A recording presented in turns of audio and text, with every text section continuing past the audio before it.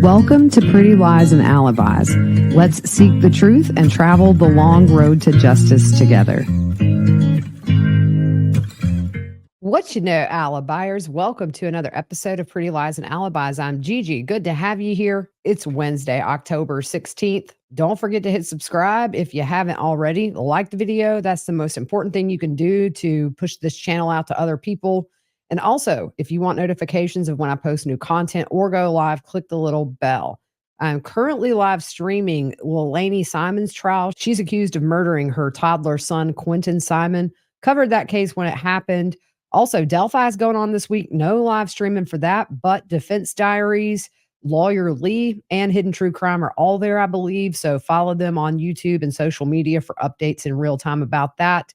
And I'm also waiting on Sarah Boone to start. Openings could be as early as tomorrow, but could be Friday. We're just not sure at this point. I am live streaming and I'll be recapping that every day in an hour or less to give you the best parts of testimony. This is Domestic Violence Awareness Month, and I just want to put this hotline number out there. If you are a victim of domestic violence, there is help. The case we're about to cover first is a prime example of how domestic violence can escalate. And unfortunately, in this case, looks like the worst could have happened. The National Domestic Violence Hotline number is 1-800-799-7233. So please reach out. There is a way to escape with your life and rebuild. These things do not get better. They only get worse. Couple of little ditties about Charlie Adelson. He has been transferred from the Leon County Jail back into the Florida Department of Corrections, likely headed back to South Dakota where he was being held before his mother Donna's trial was suddenly ended, before it even began with Dan Rashbaum removing himself from the case. And then eventually the judge removed the remaining two defense attorneys she had. So I'm sure at this point they are looking for new defense attorneys and no date for a trial for Donna. One other thing, our friends over at STS Podcast tweeted out this week, Charlie Adelson's appellate motion is due this Friday. Sources close to the appellate team warning of a bombshell. Joel goes on to say, I always take these things with a grain of salt. We will have to wait and see. Y'all, I would not want to even guess the number of times I have refreshed Charlie Adelson's page, but as soon as we hear anything, I will definitely let you guys know. May go live because I may not want to wait to get it out there. We will see. The first case we're going to talk about today is Suzanne Simpson. She is a mother of four and a realtor from Olmos Park, Texas. She was last seen October 6th. I have a photo up on YouTube, which is what she was last seen in, which is a black dress. Now, what led up to her disappearance? Well, her and her husband, Brad, attended a party on Sunday, October 6th at a private dinner club and then returned home afterwards. Between 10 and 11 p.m., a neighbor told police that he heard the couple arguing from his bedroom window. Now, the argument got louder, and when the neighbor looked outside, he saw the two of them in a physical altercation. He said Suzanne was trying to get away from Brad, and Brad was grabbing her upper torso in what looked to him like Brad trying to pull her downward to keep her from running off. This struggle lasted for about a minute. He then saw the couple walk away, so the neighbor took a flashlight outside to see where they were going. He heard 2 or 3 screams from a nearby wooded area just east of his house. An hour later, he saw Brad start his GMC pickup truck and leave the residence, returning about 1 to 2 hours later. The neighbor did not immediately notify police, but he was later interviewed and deemed to be credible and reliable. Let's go through the timeline here. Monday, October 7th. The last cell phone ping from Suzanne's phone was at 7:15 a.m. The GPS coordinates were redacted on the arrest affidavit for Brad. The location, however, is within a business parking lot in Olmos Park, Texas. That same day, Brad was called by their child's school to tell him Suzanne did not pick up their child from school. She was typically the one who did. That same day, Brad reports Suzanne missing. He did not return to their home that night. Instead, he went to a home his father owned in Bandera County. The arrest affidavit says that Brad was trying to separate himself from his family. Tuesday, October 8th. A staff member at their child's school was interviewed by police. The child told staff that her parents were fighting and that her dad hit her mother in the face, took away her phone, and maybe pushed her into a wall. The child also said her mom had a bruise on her elbow. Brad was said to be uncooperative, and he did not show up for a follow up interview with investigators. Now, a relative of Brad's who was interviewed said that Brad called and said he was sorry for all the problems he caused. Wednesday, October 9th at 12:42 a.m., an arrest warrant was obtained for Brad with the charges assault and family violence and unlawful restraint. And just a short time later at 1:30 a.m., Brad was arrested on Interstate 10 in Texas. He was booked into the Kendall County Jail just after 4 a.m., and his bond was later set at $2 million. He did have a bond reduction hearing, but it was canceled after a federal hold was put on Brad illegally owning a short-barreled rifle with a silencer. Now, the indictment is sealed, but if he were to post bond, he is not going anywhere. By the way, the charge of owning that illegal gun, that he is facing 10 years in federal prison as well as a $250,000 fine. Later that day, on Wednesday, October 9th, investigators searched the marital home and areas around the residence. Thursday, October 10th, Brad was transferred from the Kendall County Jail to the Bexar County Jail. Friday, October 11th, from 8 a.m. to 3 p.m., police searched an area about a mile away from where Brad was arrested. This past Monday, October 14th, investigators began searching a landfill in connection with Suzanne's case. Investigators say the reason, evidence, statements, and further police investigation led them to this location. They did not elaborate, but sources told KSAT that the search warrant for this was signed on Saturday. That search warrant is sealed. That seal can stay in place for up to 31 days if investigators feel it would hinder their investigation. But the full statement says today the OPPD Police Department continued investigating the case of Suzanne Clark Simpson. The Simpson family has been very helpful and supportive, even when they are the ones in need of support and understanding at this time. The OPPD met with family members to discuss the stage of the investigation. We are in a search stage. The search will be at a southeast side landfill. We feel confident there is a good chance of recovering Suzanne at that location. Evidence, statements, and solid police investigation has led us there. This would not be possible without the help of many other law enforcement agencies and some non-law enforcement agencies.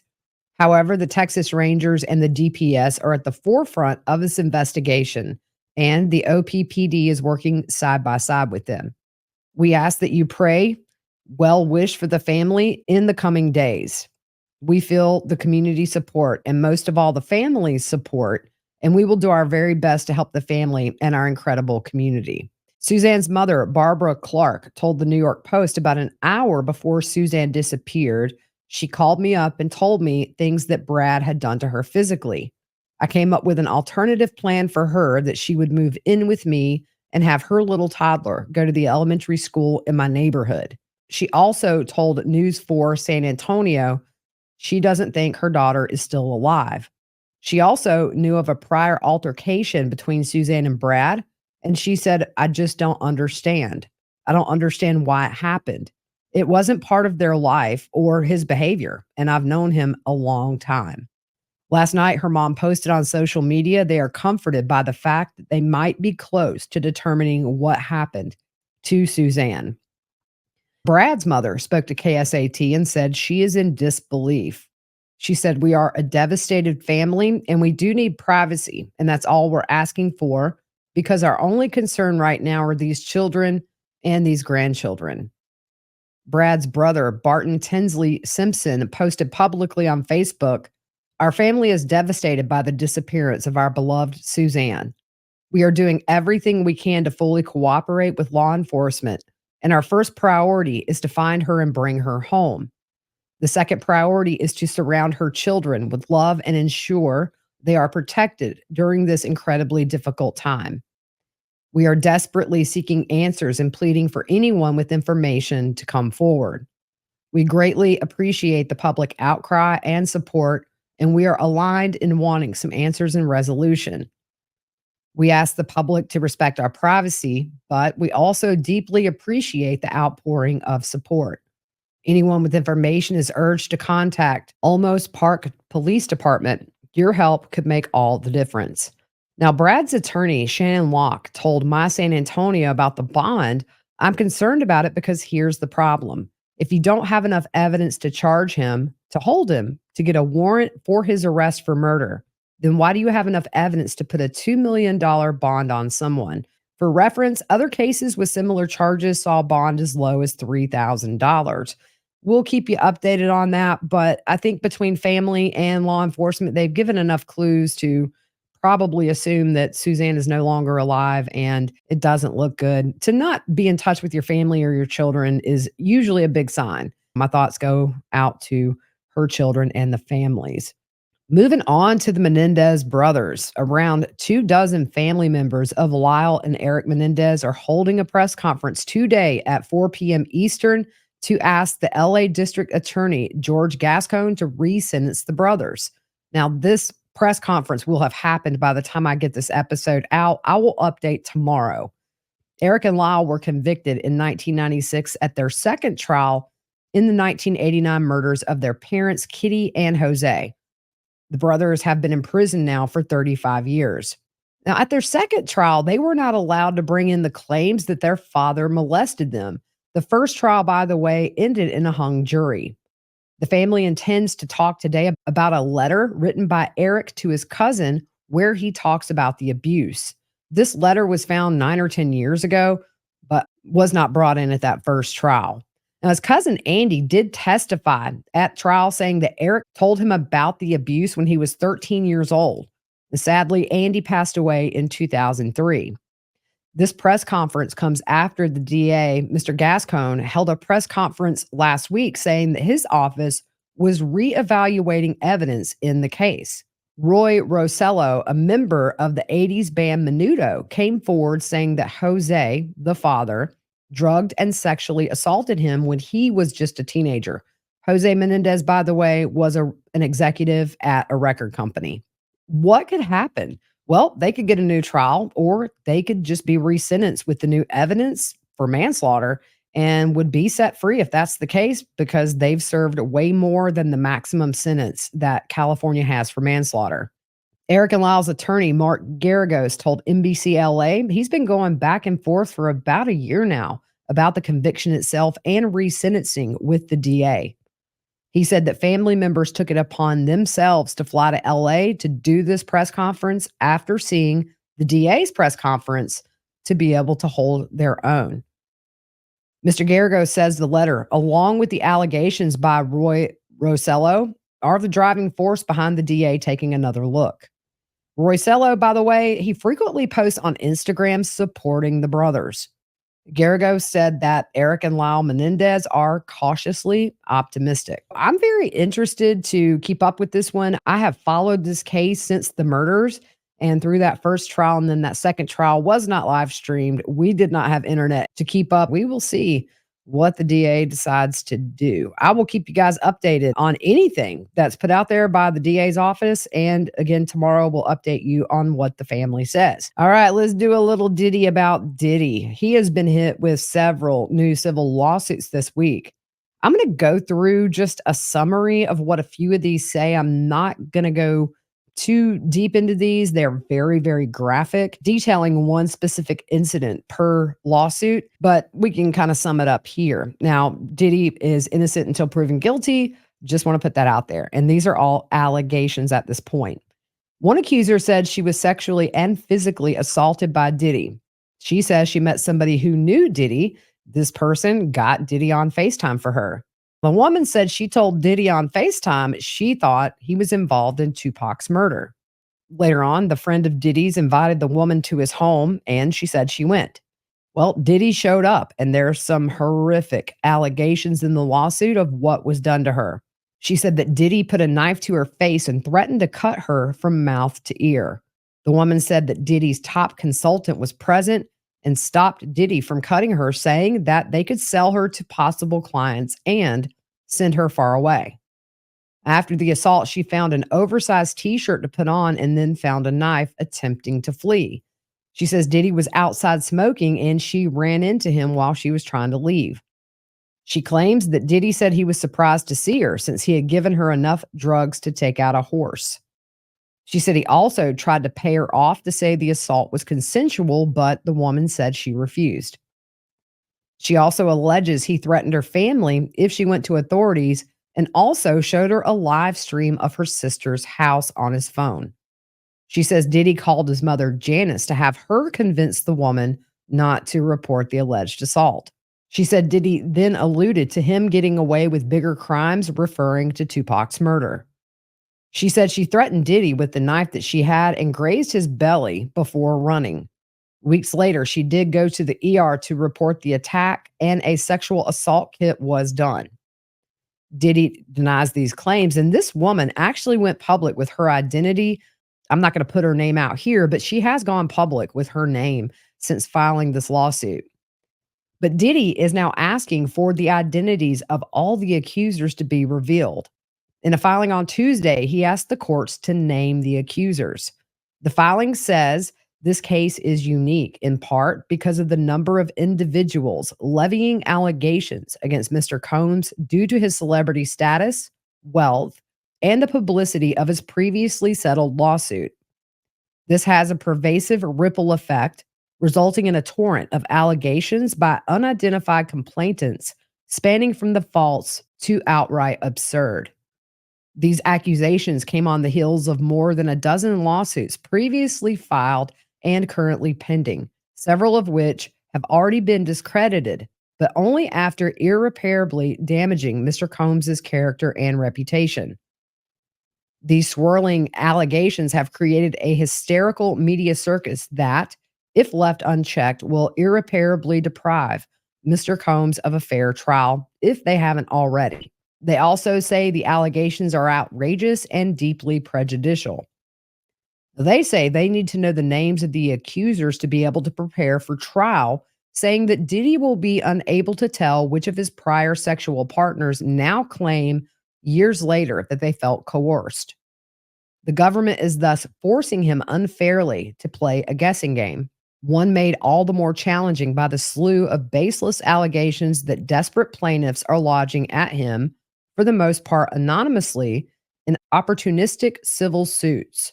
There were 6 other lawsuits filed on Monday, including 4 men, one of which who said he was 16 at the time of the alleged abuse.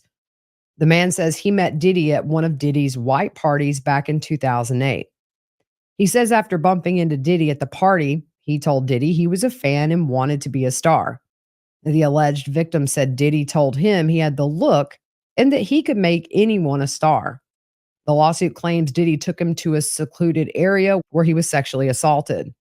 Another one of these suits is from a woman who says she was 19 years old and a freshman in college in Brooklyn, New York, when she was assaulted. She claims she was invited to a photo shoot in 2004 to promote The Band, one of Diddy's groups that his label signed. She attended with another female friend and said the two were invited by Diddy to his hotel for what he called a more exclusive party. Once the friends arrived, she claims Diddy's security took them into another room, locked them in, and said, "You know what you're here for." She says Diddy came in, gave them drinks and cocaine, and then asked them to perform acts on him or he would kill them both. The two were able to leave once Diddy left the room. Another suit, the plaintiff says they attended a party at Diddy's in October of 2021 in New York City, which was also attended by several known artists. The man says he was offered ecstasy but refused. However, he says when he took a sip from his drink, the effects were immediate and overwhelming. He tried to find a safe place but heard a man say, "Hold on." He said he remembers being assaulted by multiple men and specifically remembers Diddy in the room with him, and Diddy was naked. One exhibit in the lawsuit is a plastic device that the man said Diddy used to put GHB, otherwise known as the date rape drug, into drinks. Another suit that has some similar accusations, a man who worked for a private security firm attended one of Diddy's white parties in 2006 where he was given 2 alcoholic drinks. He now suspects they had GHB in them. He says after drinking them, he felt extremely ill and had to lean on his truck for support. At one point, Diddy came outside and asked the man if he was okay. He says Diddy forced him into a white van and held him down where he was sexually assaulted. The man said he reported the alleged assault to his supervisor. The last lawsuit we'll just talk about, a woman says she attended a promotional event for Biggie Smalls' One More Chance music video back in 1995. She says Diddy asked to speak to her privately and then guided her to a bathroom where he started to kiss her. After asking Diddy to slow down, she says he allegedly slammed her head against a wall and she fell to the floor. At that point, Diddy assaulted her and told her he would make her disappear if she told anyone. She said she left the party and has lived in fear since. She said she now avoids the news because it triggers traumatic injuries, and she didn't report due to fear of retaliation by Diddy. There was a post on Diddy's Instagram on Monday, October 15th, in celebration of his youngest daughter's birthday. Comments are disabled on the post, but it has received almost 350,000 likes. Now, clearly, Diddy is not posting on Instagram from jail. And I noticed one thing too when I went to his Instagram. It looks like his Instagram's been scrubbed down to just 3 posts, 2 of those for his youngest daughter and 1 for his 18-year-old daughter. So that's it. Again, these are all allegations, and we will see what happens with these lawsuits, but innocent until proven guilty. At the same time, we are going to talk about what is publicly available and in the news as far as these lawsuits go. Dare say that all 1,800 phone calls they've got are going to be validated. I think you're going to have some people that are opportunistic and that may try to hop on and get a payday. If anything happens in the cases we're following, I will do YouTube shorts just to let you guys know. And again, y'all keep an eye out for Charlie Adelson news. I think we're all waiting to see if this reported bombshell is actually in the filing. All right, guys, that's it. We'll see you tomorrow. I hope you guys have a good rest of your evening. We will see you soon.